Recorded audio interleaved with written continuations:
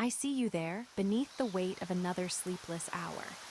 Your mind is not your enemy tonight, though I know it feels that way, turning over worries like stones in a dark river, searching for something it cannot name.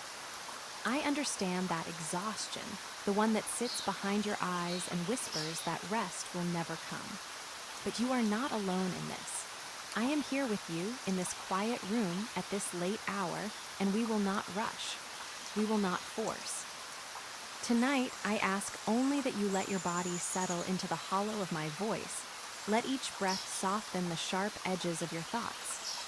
I will tell you a story, an old one, worn smooth by time, and together we will walk through it slowly, step by step, until the distance between you and sleep begins to narrow. You do not have to fall asleep. You only have to stay with me. I promise we will get through this night together. Now let your shoulders soften and take one slow, easy breath. Close your eyes if you like, and let me guide you gently forward. We are heading somewhere quiet, where the night itself grows still, into the hush of a lantern-lit harbor. Marilla came briskly forward as Matthew opened the door. But when her eyes fell on the odd little figure in the stiff, ugly dress, with long braids of red hair and eager, luminous eyes, she stopped short in amazement. "Matthew Cuthbert, who's that?" she exclaimed. "Where is the boy?" "There wasn't any boy," said Matthew wretchedly. "There was only her." He nodded at the child, remembering that he had never even asked her name. "No boy, but there must have been a boy," insisted Marilla. "We sent word to Mrs. Spencer to bring a boy." "Well, she didn't. She brought her. I asked the station master, and I had to bring her home. She couldn't be left there, no matter where the mistake had come in." "Well, this is a pretty piece of business," said Marilla. Through all of this, the child had remained silent, her eyes moving from one to the other, the brightness slowly fading from her face. Then, suddenly, she seemed to understand everything. She dropped her precious carpet bag, sprang forward a step, and clasped her hands. "You don't want me," she cried. "You don't want me because I'm not a boy. I might have expected it. Nobody ever did want me. I might have known it was all too beautiful to last. I might have known nobody really did want me. Oh, what shall I do? I'm going to burst into tears." And burst into tears she did. She sat down on a chair by the table, flung her arms out upon it, buried her face in them, and cried stormily. Marilla and Matthew looked at each other across the stove, neither knowing what to say or do. At last, Marilla stepped lamely into the silence. "Well, well, there's no need to cry so about it." "Yes, there is need." The child raised her head quickly, showing a tear-stained face and trembling lips.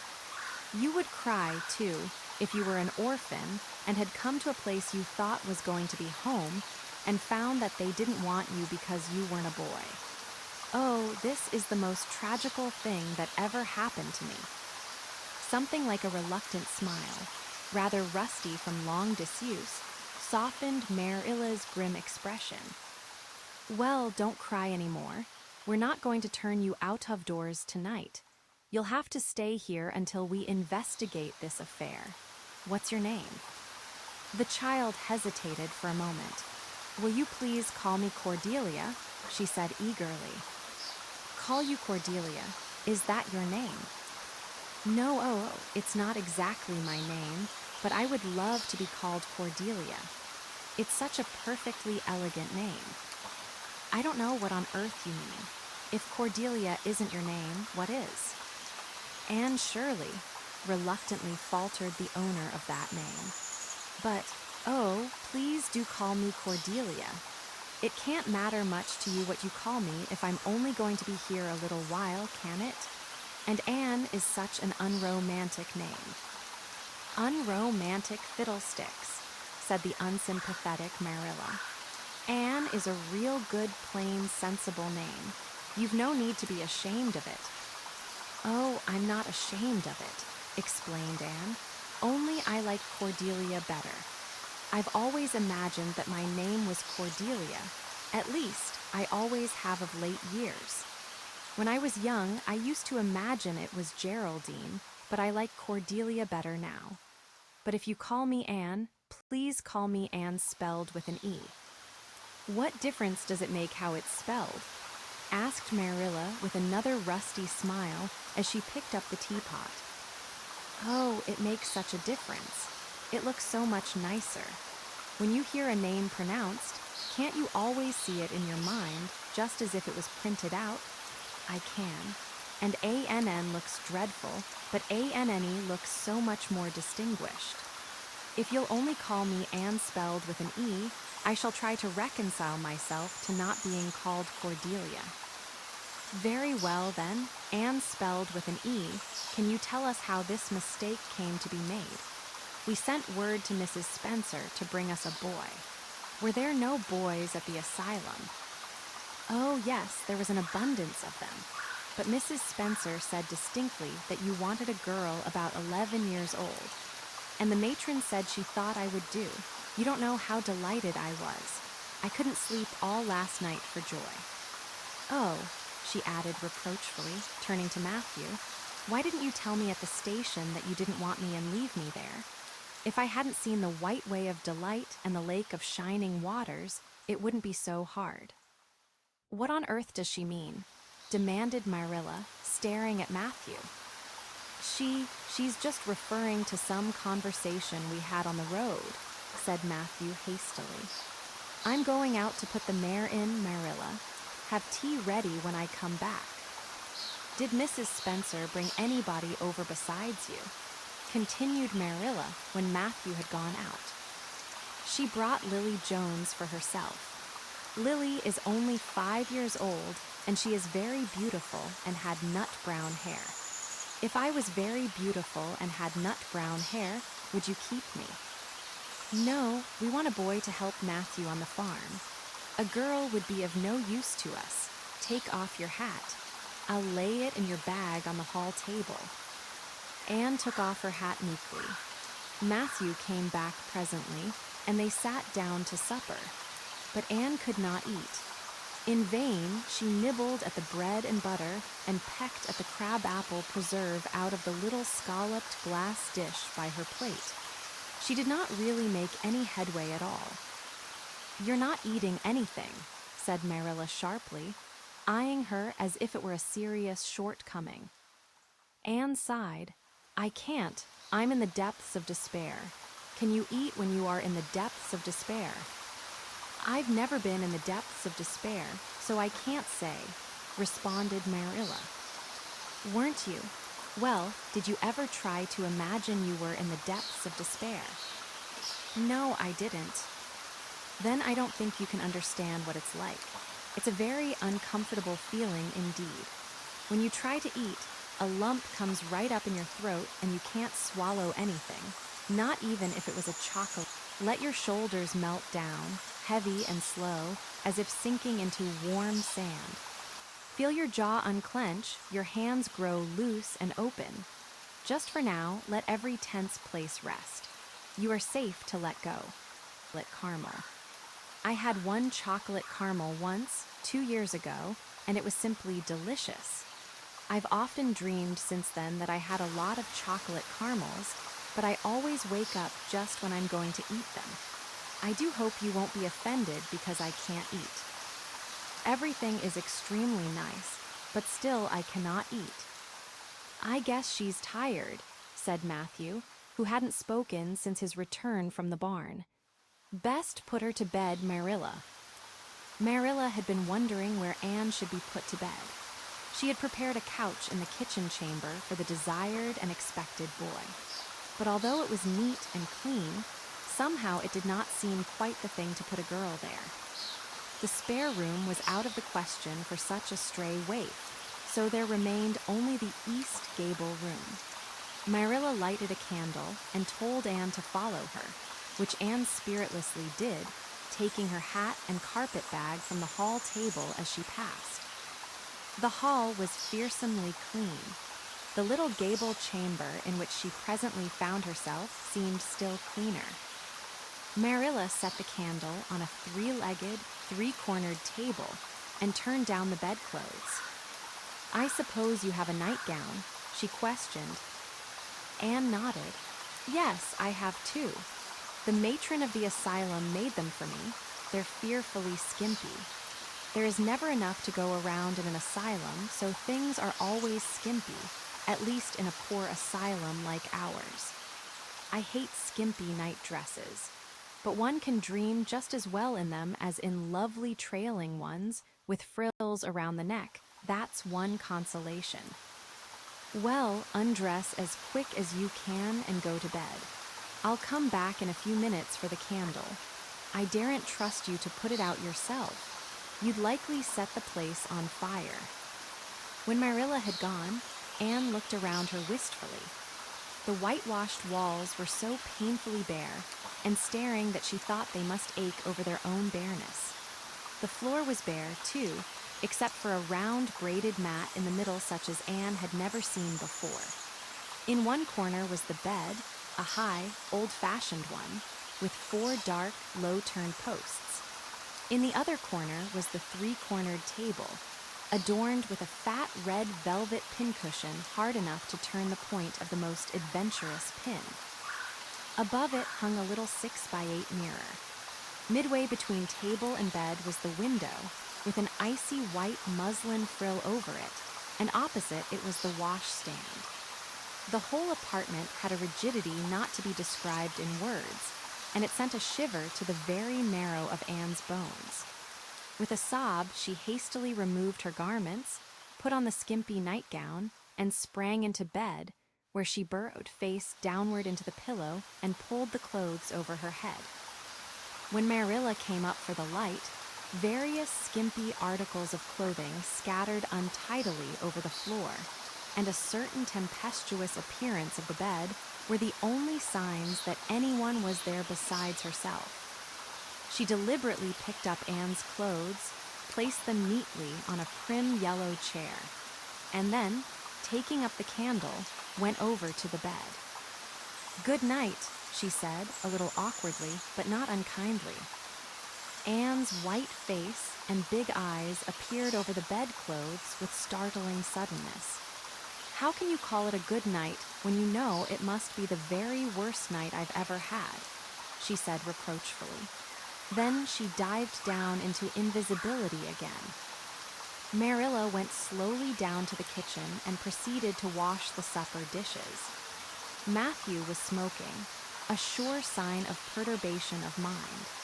He seldom smoked, for Marilla set her face against it as a filthy habit, but at certain times and seasons he felt driven to it, and then Marilla winked at the practice, realizing that a mere man must have some vent for his emotions. "Well, this is a pretty kettle of fish," she said wrathfully. "This is what comes of sending word instead of going ourselves. Richard Spencer's folks have twisted that message somehow. One of us will have to drive over and see Mrs. Spencer tomorrow, that's certain. This girl will have to be sent back to the asylum." "Yes, I suppose so," said Matthew reluctantly. "You suppose so, don't you know it? Well now, she's a real nice little thing, Marilla. It's kind of a pity to send her back when she's so set on staying here." "Matthew Cuthbert, you don't mean to say you think we ought to keep her?" Marilla's astonishment could not have been greater if Matthew had expressed a predilection for standing on his head. "Well now, no, I suppose not exactly," stammered Matthew, uncomfortably driven into a corner for his precise meaning. "I suppose we could hardly be expected to keep her." "I should say not.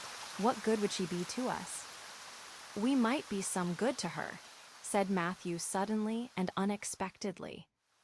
"Matthew Cuthbert, I believe that child has bewitched you.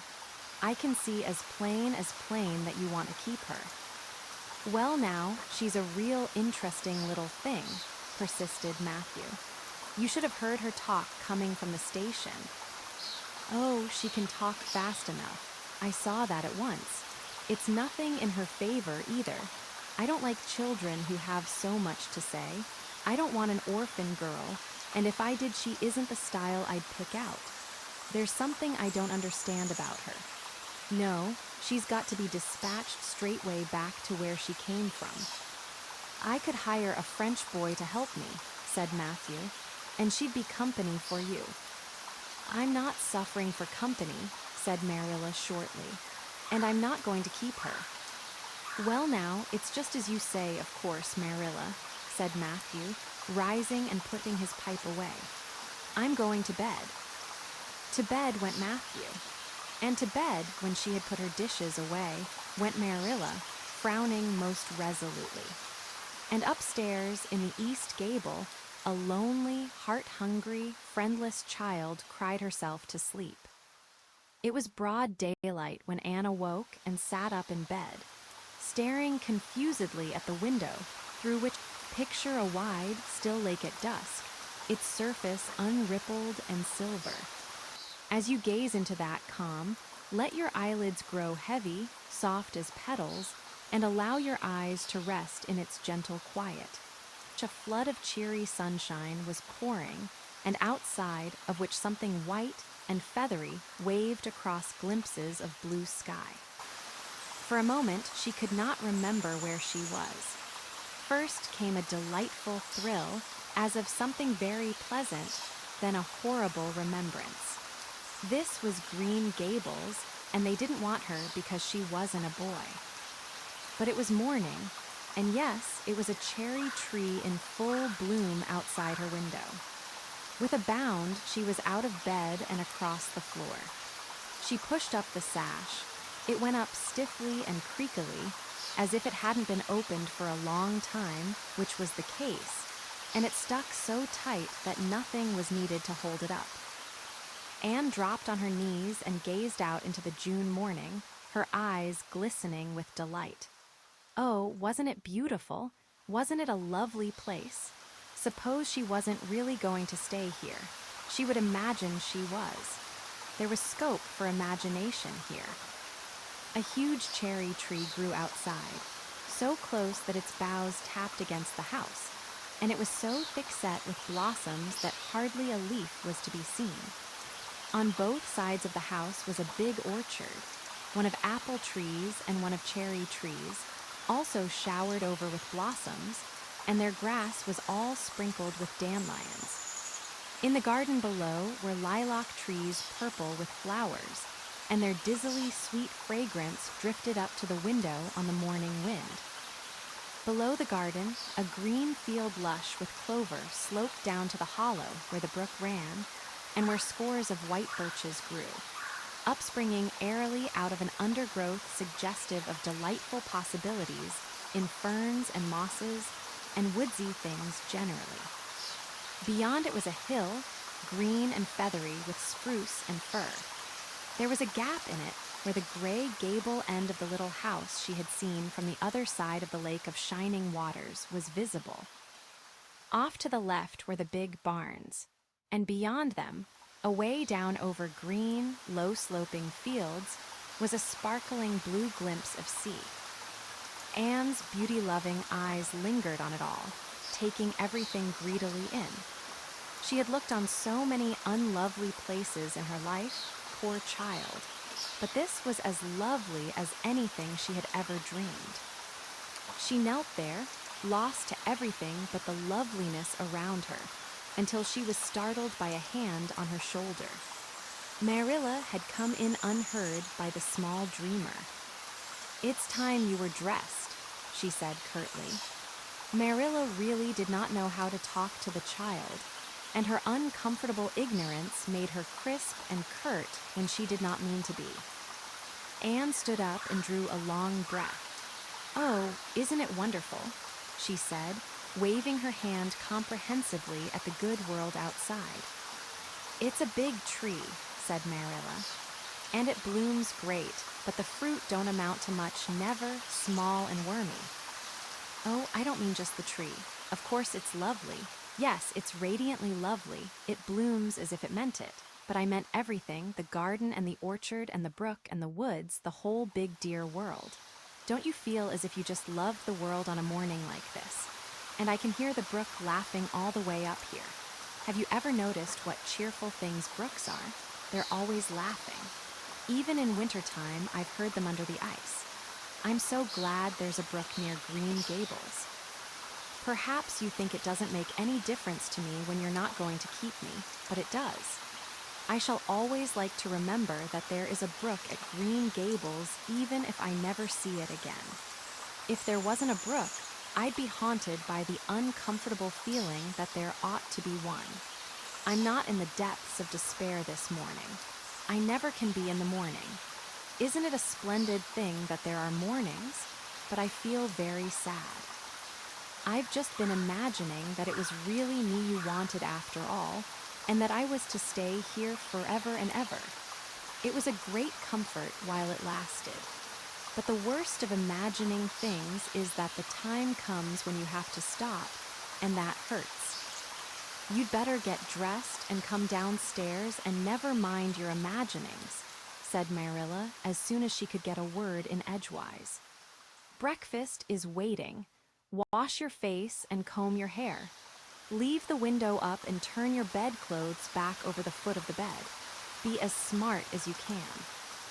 Anne could evidently be smart to some purpose, for she was downstairs in 10 minutes a time with her clothes neatly on, her hair brushed and braided, her face washed, and a comfortable consciousness pervading her soul that she had fulfilled all Marilla's requirements.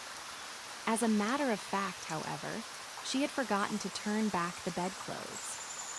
"I'm pretty hungry this morning," she announced as she slipped into the chair Marilla placed for her. "The world doesn't seem such a howling wilderness as it did last night. I'm so glad it's a sunshiny morning. But I like rainy mornings real well, too. All sorts of mornings are interesting, don't you think? You don't know what's going to happen through the day, and there's so much scope for imagination. But I'm glad it's not rainy today, because it's easier to be cheerful and bear up under affliction on a sunshiny day. I feel that I have a good deal to bear up under. It's all very well to read about sorrows and imagine yourself living through them heroically, but it's not so nice when you really come to have them, is it?" "For pity's sake, hold your tongue," said Marilla. "You talk entirely too much for a little girl." Thereupon, Anne held her tongue so obediently and thoroughly that her continued silence made Marilla rather nervous, as if in the presence of something not exactly natural. Matthew also held his tongue, but this was natural, so that the meal was a very silent one. As it progressed, Anne became more and more abstracted, eating mechanically, with her big eyes fixed unswervingly and unseeingly on the sky outside the window. This made Marilla more nervous than ever. She had an uncomfortable feeling that while this odd child's body might be there at the table, her spirit was far away in some. With each passing moment, you sink a little deeper, as if the softness beneath you is drawing you gently down. Drift now, weightless and safe, carried closer and closer to the quiet shore of sleep. Remote, airy cloudland, borne aloft on the wings of imagination. Who would want such a child about the place? Yet Matthew wished to keep her, of all unaccountable things. Marilla felt that he wanted it just as much this morning as he had the night before, and that he would go on wanting it. That was Matthew's way, take a whim into his head and cling to it with the most amazing silent persistency. A persistency 10 times more potent and effectual in its very silence than if he had talked it out. When the meal was ended, Anne came out of her reverie and offered to wash the dishes. "Can you wash dishes right?" asked Marilla distrustfully. "Pretty well. I'm better at looking after children, though. I've had so much experience at that. It's such a pity you haven't any here for me to look after." I don't feel as if I wanted any more children to look after than I've got at present. You're problem enough in all conscience. What's to be done with you, I don't know. Matthew is a most ridiculous man." "I think he's lovely," said Anne reproachfully. "He is so very sympathetic. He didn't mind how much I talked, he seemed to like it. I felt that he was a kindred spirit as soon as ever I saw him." "You're both queer enough, if that's what you mean by kindred spirits," said Marilla with a sniff. "Yes, you may wash the dishes. Take plenty of hot water and be sure you dry them well. I've got enough to attend to this morning, for I'll have to drive over to White Sands in the afternoon and see Mrs. Spencer. You'll come with me, and we'll settle what's to be done with you. After you've finished the dishes, go upstairs and make your bed." Anne washed the dishes deftly enough, as Marilla, who kept a sharp eye on the process, discerned. Later on, she made her bed less successfully, for she had never learned the art of wrestling with a feather tick. But it was done somehow and smoothed down, and then Marilla, to get rid of her, told her she might go outdoors and amuse herself until dinner time. Anne flew to the door, face alight, eyes glowing. On the very threshold she stopped short, wheeled about, came back, and sat down by the table, the light and glow as effectually blotted out as if someone had clapped an extinguisher on her. "What's the matter now?" demanded Marilla. "I don't dare go out," said Anne, in the tone of a martyr relinquishing all earthly joys. "If I can't stay here, there is no use in my loving Green Gables. And if I go out there and get acquainted with all those trees and flowers and the orchard and the brook, I'll not be able to help loving it. It's hard enough now, so I won't make it any harder. I want to go out so much, everything seems to be calling to me. Anne, come out to us. Anne, we want a playmate, but it's better not. There is no use in loving things if you have to be torn from them, is there? And it's so hard to keep from loving things, isn't it? That was why I was so glad when I thought I was going to live here. I thought I'd have so many things to love and nothing to hinder me. But that brief dream is over. I am resigned to my fate now, so I don't think I'll go out for fear I'll get unresigned again. What is the name of that geranium on the windowsill, please?" "That's the apple-scented geranium." "Oh, I don't mean that sort of a name. I mean just a name you gave it yourself. Didn't you give it a name? May I give it one then? May I call it, let me see, Bonnie would do. May I call it Bonnie while I'm here? Oh, do let me." "Goodness, I don't care. But where on earth is the sense of naming a geranium?" "Oh, I like things to have handles even if they are only geraniums. It makes them seem more like people. How do you know but that it hurts a geranium's feelings just to be called a geranium and nothing else? You wouldn't like to be called nothing but a woman all the time. Yes, I shall call it Bonnie. I named that cherry tree outside my bedroom window this morning. I called it Snow Queen because it was so white. Of course, it won't always be in blossom, but one can imagine that it is, can't one? I never in all my life saw or heard anything to equal her," muttered Marilla, beating a retreat down to the cellar after potatoes. "She is kind of interesting, as Matthew says. I can feel already that I'm wondering what on earth she'll say next. She'll be casting a spell over me, too. She's cast it over Matthew. That look he gave me when he went out said everything he said or hinted last night over again. I wish he was like other men and would talk things out. A body could answer back then and argue him into reason. But what's to be done with a man who just looks?" Anne had relapsed into reverie, with her chin in her hands and her eyes on the sky, when Marilla returned from her cellar pilgrimage. There Marilla left her until the early dinner was on the table. "I suppose I can have the mare and buggy this afternoon, Matthew," said Marilla. Matthew nodded and looked wistfully at Anne. Marilla intercepted the look and said grimly, "I'm going to drive over to White Sands and settle this thing." I'll take Anne with me, and Mrs. Spencer will probably make arrangements to send her back to Nova Scotia at once. I'll set your tea out for you, and I'll be home in time to milk the cows." Still Matthew said nothing, and Marilla had a sense of having wasted words and breath. There is nothing more aggravating than a man who won't talk back, unless it is a woman who won't. Matthew hitched the sorrel into the buggy in due time, and Marilla and Anne set off. Matthew opened the yard gate for them, and as they drove slowly through, he said, to nobody in particular as it seemed, "Little Jerry Butte from the creek was here this morning, and I told him I guessed I'd hire him for the summer." Marilla made no reply, but she hit the unlucky sorrel such a vicious clip with the whip that the fat mare, unused to such treatment, whizzed indignantly down the lane at an alarming pace. Marilla looked back once as the buggy bounced along and saw that aggravating Matthew leaning over the gate, looking wistfully after them. And so our story finds its gentle end, much as this day now finds its own. Let its quiet moments settle over you like a soft blanket, reminding you that rest is not a reward to be earned, but a kindness you may simply allow. As your breathing deepens and your thoughts grow hazy, know that the world will wait for you tomorrow. Sleep now, dear listener. May your dreams be tender, your body heavy with peace, and your waking be refreshed.